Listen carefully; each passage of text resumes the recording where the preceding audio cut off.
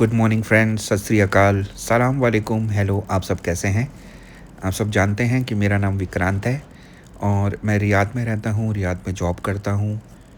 मैंने अपने व्लॉग्स को बनाना स्टार्ट किया ताकि आपको रियाद के बारे में बता सकूँ कि जब आप रियाद में रहने आते हैं जॉब के लिए तो आपको कौन-कौन सी चीज़ें हैं जो पता होनी चाहिए। ये जो वीडियो मैं बना रहा हूँ, ये मेरे अपार्टमेंट का है। सुबह के करीब 7 बजे हैं और मैं ऑफ़िस जा रहा हूँ। ये वाला फ़िल्मिंग मैंने इसलिए किया है ताकि आपको पता चले अपार्टमेंट्स जैसे होते हैं, अंदर से कैसे फ़ीलिंग आती है।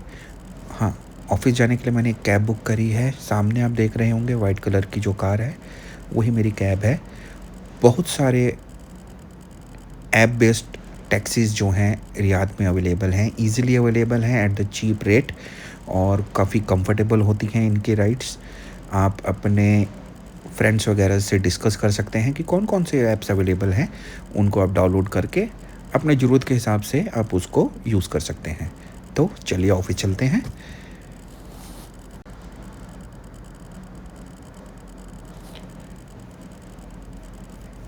तो फ्रेंड्स, अभी ये जो टाइम हो रहा है दोपहर के 3 बजे का है। मैं ऑफ़िस से बाहर निकल रहा हूँ। अगेन मैंने कैब बुक करी है, एक डिफरेंट कार आई है, ऐप बेस्ड कार है ये भी और जनरली मैं 15 मिनट में अपने घर वापस पहुँच जाऊँगा। अभी समर टाइम है, यहाँ पे जुलाई का मंथ है और टेम्परेचर है दोपहर के टाइम पे अराउंड 44-45 रहता है, but you can feel it like 48 depend. और मौसम ठीक होना स्टार्ट होगा अराउंड लास्ट ऑफ अक्टूबर। उसके बाद मौसम बहुत ही अच्छा हो जाता है। सो फ्रेंड्स, अपने अपार्टमेंट के रूम पे पहुंचने के बाद मैंने लंच किया, थोड़ा सा रिलैक्स किया। उसके बाद शाम को हम दोबारा से निकल पड़े। अभी मैं जा रहा हूं अपने एक ऑफ़िस के छोटे से इवेंट में और मेरे एक फ्रेंड ने मुझे पिक किया है।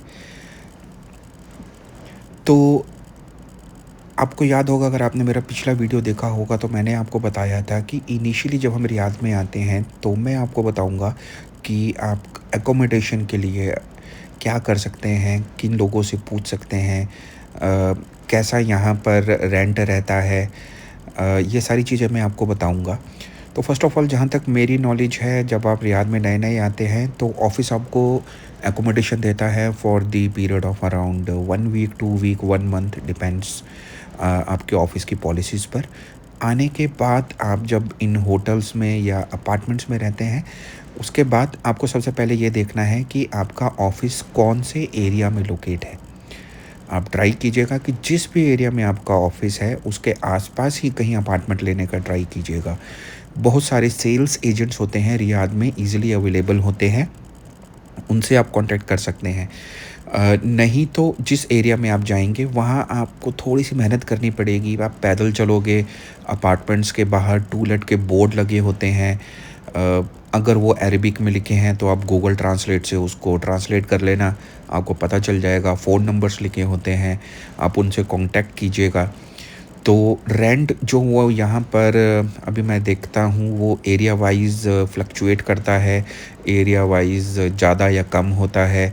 अगर आप एरिया में रहते हैं, एक ऐसे एरिया में जो बहुत ज़्यादा डिमांड में है, वहाँ पे अपार्टमेंट मिलना थोड़ा-सा मुश्किल हो सकता है, लेकिन हाँ, अपार्टमेंट आपको ज़रूर मिल जाएगा। इस चीज़ की मेरी गारंटी है। रेंट जो यहाँ पर रहता है अप्रॉक्सिमेटली आप मान के चलिए, अकेले मान के चलिए कि अकेले अगर आप रहेंगे तो रेंट हो सकता है आपको ज़्यादा हो, जो हो सकता है around 4000 for a 2 BHK apartment, जिसको आप चाहें तो एक पार्टनर के साथ शेयर कर सकते हैं। नहीं तो अगर आप 1 BHK के लिए जाते हैं तो स्टूडियो अपार्टमेंट के लिए जो मेरा एरिया है उसमें फ़िलहाल जो रेट चल रहा है वो अराउंड 3000 के आसपास है। बट ऐसा भी एरिया है जहाँ पर आपको इससे चीप मकान मिल सकते हैं, अपार्टमेंट मिल सकते हैं। तो फ्रेंड्स, आने वाले वीडियोस में आपको और ज़्यादा नॉलेज देने की कोशिश करूँगा।